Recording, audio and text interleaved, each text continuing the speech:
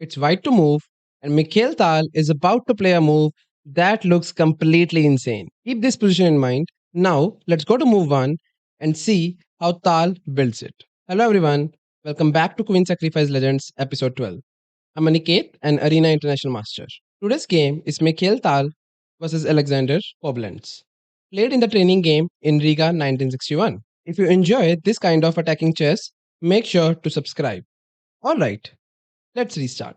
The game begins with e4, c5, Sicilian defense on the board, knight f3, d6, d4, white opt for open Sicilian, and after c d4, knight d4, knight f6, knight c3, a6. And here we got the Najdorf variation, the most played variation at the master level. And here, pretty much each and every move is a variation here. For example, bishop g5, bishop e3, bishop e2, bishop c4, h3, g4, f4, f3, g3, a4. All these moves has been played so many times. And here, white continue the game with bishop g5, black played e6, f4, bishop e7, queen f3, queen c7, and long castle. Knight bd7, bishop e2, h6, attacking the bishop, bishop h4, and b5. We have so many games in the database with the exact same position. And here, pretty much everyone plays bishop takes f6 here. The idea is simple. After knight takes f6, they play e5, attacking the rook and the knight. And yes, don't worry, white did not win already. Here, black always play bishop b7, attacking the queen, and after queen g3, he can even defend the knight, and game continues on, nothing major is happening. So after b5, the important thing here is simple. Both sides are playing for opposite wing attacks. White wants to attack the king, black wants queenside play. And here, instead of playing bishop takes f6, Tal started it with e5, and his plan is simple. He's attacking the rook and the knight at the same time. And black was not ready yet. So here, black has to play bishop b7, attacking the queen. So the position may look like a normal Najdorf. But the important thing is this: white is no longer playing a standard opening battle. Tal is already playing for a direct attack. So pause the video here and try to find the move what Tal played here.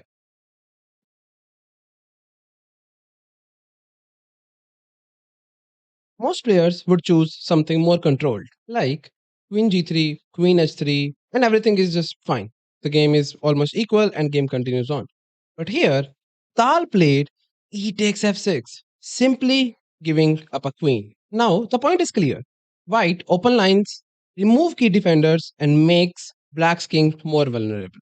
So obviously, black has to accept the queen, and black played bishop takes f3, and we still have so many games in the database with the exact same position. Even Max Yu, the world champion, has played the exact same position against Mikhail Tal, and Max was white in this position, and the game ended as a draw. So they are still in a theory, and that's not a new position for them. So Tal recaptured with bishop and played bishop takes f3, attacking the rook and attacking the bishop at the same time. Because you have sacrificed the queen, so you need to have some compensation against it. And Tal keeps the attack going.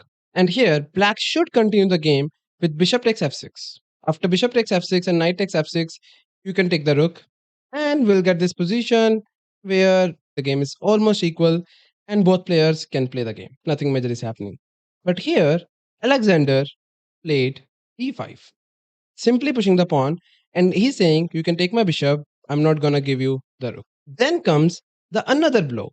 Tal did not stop here. He didn't say, okay, I have sacrificed a queen and let me grab the bishop and just call it a day. No. Problem with taking a bishop is if white decided to take the bishop and play f takes e7 is a problem. And the problem is queen takes f4 check and he'll win the bishop on h4.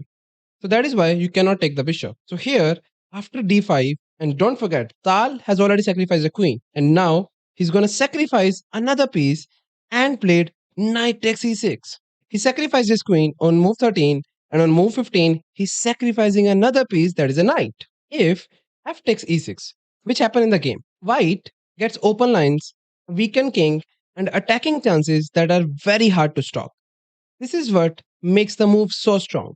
It's not just a sacrifice, it's a move that destroys black's coordination. So obviously, black played f takes e6, and the whole point was bishop h5 check.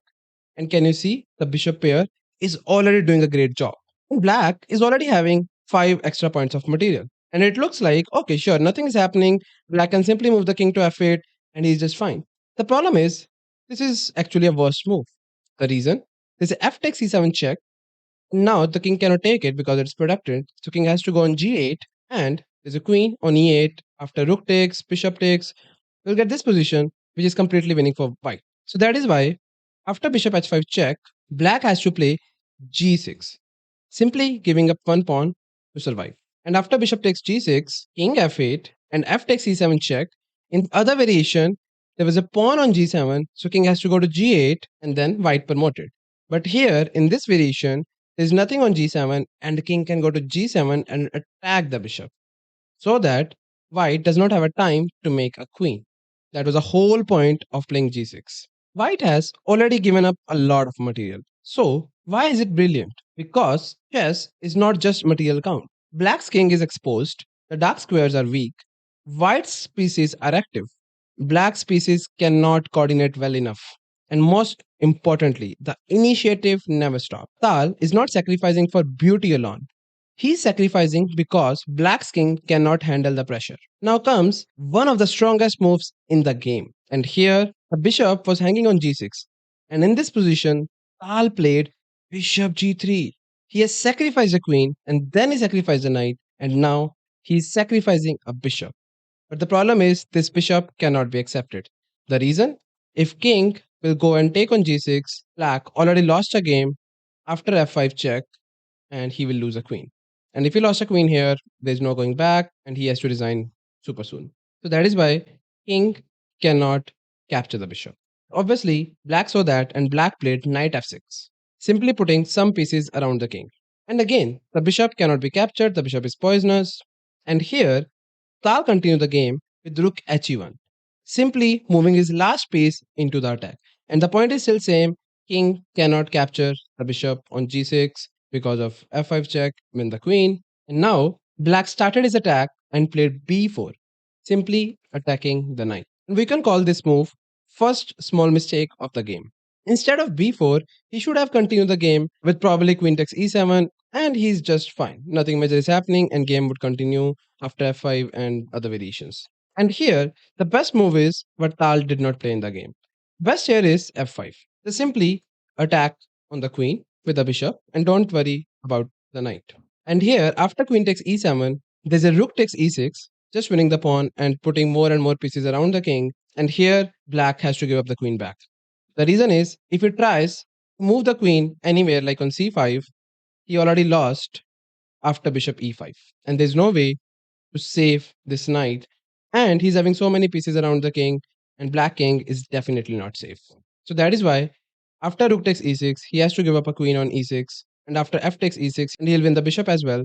And we'll get this position, which is completely fine. It looks like the king is weak, but it's fine. Nothing major is happening. And if there's anyone who is pushing, it's white, but black can hold the game. But unfortunately, after b4, Tal did not find f5, and he played rook takes e6. He said, if you want to take the knight, be my guest. And yes, that is the best way to continue the game. If you remember, Tal sacrificed the queen first, then the knight, and then he was giving up a bishop, which is still hanging, but it cannot be accepted. And now he sacrificed the knight again.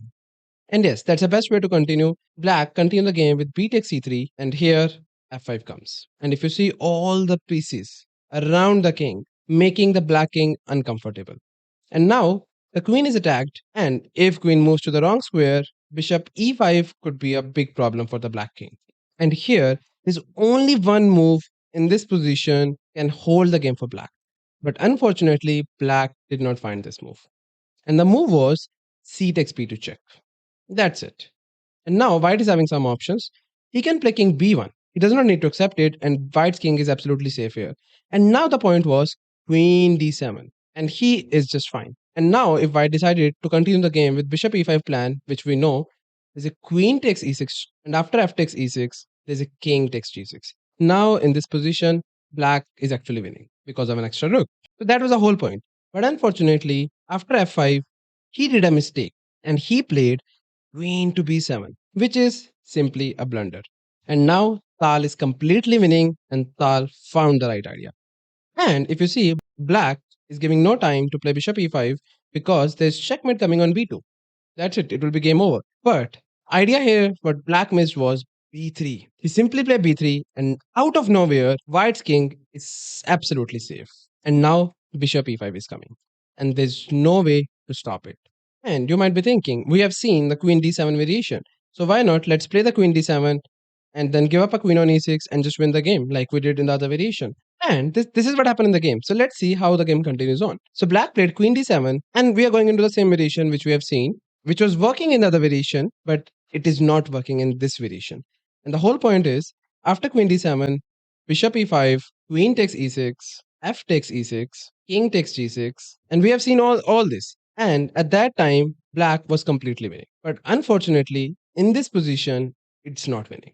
That's a whole point. And this is the last pause moment of the game.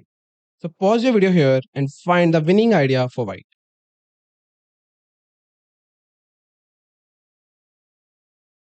And here the point is rook to f1. And you might be thinking, how is that rook f1 working here and why it was not working in the other variation? The reason is, if we decided to play rook f1 in this variation, it actually lost after knight e4. And now the king is on b1 and it is gonna come with a check when knight d2 lands. So you have to stop this move with king takes b2 or any other move. And then the move was rook h8. And here black got just one extra move, and that is the whole reason now black is winning. But unfortunately, in the other variation which happened in the game, rook f1 wins because if black decided to play knight e4 like which was working in the other variation, it's not great because of bishop takes h8, and after rook takes h8 there's a rook f8, and that's it. There's a queen coming. No one can stop the queen. That's the whole point why rook f1 is working in this one and why it was not working in the last one. So something similar happened in the game. So after rook f1, Alexander tried and played knight to h7, just hoping to somehow survive. But Tal said not today. And Tal continued the game with bishop takes h8 check, and Tal continued the game with bishop takes h8, and after rook takes h8, it looks like yes, black is completely winning because he can't make a queen. There's no way he's gonna play rook f8 because knight and rook is protecting it, and that's fine. What is the problem? But that is the whole point. Mikhail Tal has sacrificed a queen, then a knight, then he was giving up a bishop, and then he sacrificed a knight on c3, and now he's gonna sacrifice one more piece, and he played rook to f8. And it looks like that was not even possible. That should not be working. But unfortunately, that is working. And now, if knight takes, he's gonna make e8 queen, and white is completely winning because it comes with a check, and then there's another pawn on e6, and it is just winning. So that is why he can't take with a knight. And if he can't take with a knight, the other option is take with a rook. So he did take with a rook. And now he take the rook and make a queen. And after knight takes, he played e7, attacking the knight. And he's saying, I'm gonna push the pawn e8 queen. He said, no problem. King f7. He take the knight, make a queen. King takes. And here, Tal played king d1. And in this position, Alexander resigned the game. Why? Because we got into the endgame and now Tal is completely winning. Yes, he just got only one extra pawn, but black king is very inactive and white king got so many targets, and he's gonna go and grab the targets and simply gonna win the game. Even after all the tactics, the final position is simply lost for black. And here, if Alexander decided to continue the game, he can play some moves like king e7, king e2, king d6, king d3. He's already having one less pawn, and now there's no way to defend c3. And now he's gonna lose another pawn. And Tal is already having 2 versus 1, and he's gonna push it super soon and create one pass pawn here. And black king has to go to the other side, and then Tal can simply go and take on d5 and then take on a6 and simply just make a queen and win the game. So that is why after king d1, Alexander simply resigned the game. So that's Mikhail Tal versus Alexander Koblents. Brilliant attacking game from Riga 1961. The main takeaway is simple. Tal kept the initiative the whole game and black never got time to stabilize. If you enjoyed this episode, subscribe for the next one in Queen Sacrifice Legends and comment below which move impressed you the most. Queen sacrifice, the knight sacrifice, or rook f1 at the end. And I will see you in the next one.